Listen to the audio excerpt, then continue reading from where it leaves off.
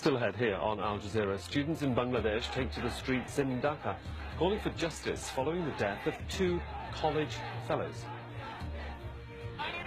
Are calling to say of young people of future. Adrian Brown, Al Jazeera, in Heilongjiang province, northeast China.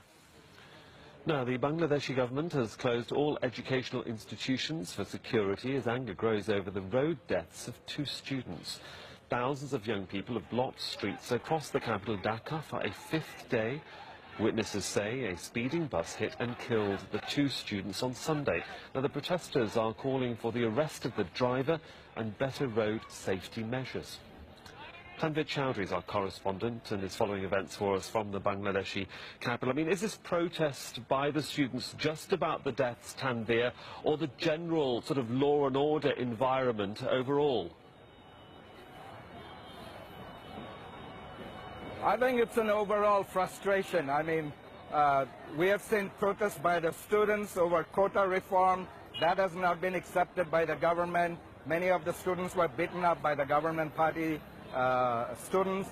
Now, this is a very unprecedented because you can see students as young as 9 years, 10 years old in the streets. Average age probably would be around 13 to 18 years old or 21 years old, college students from high school, junior high. Even their parents are on the field. Some of the areas in Dhaka, they have formed a human chain, and the guardians are putting support for the students.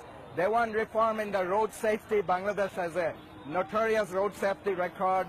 Pedestrians, just last year, 4,000 pedestrians were killed. You can see old cars, trucks and buses without proper license, even headlights in some cases, still ply on the road in the evening. They want some sort of major reform in the transportation system. They want punishment for those who drive buses and trucks without license. Some cases you can see drivers as young as 12 years, 14 years old riding public buses without license. Now the government knows about all this. These are all in the books, but they fail to enforce these things. As you have mentioned, is there an overall frustration? Of course there is. People are unable to protest nowadays. There's a limited space for freedom of expression. The press freedom is also limited. There's an election down in the end of this year, so there is a general sense of frustration. Opposition parties cannot protest. They don't get permission to protest. So there is an overall frustration.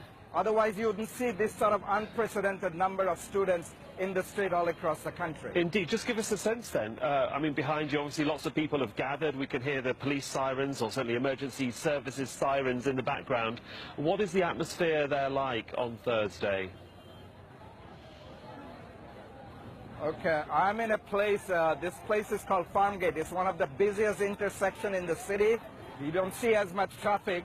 Behind me, a bunch of students have gathered. They're chanting slogan, "We want justice," and all other their demands.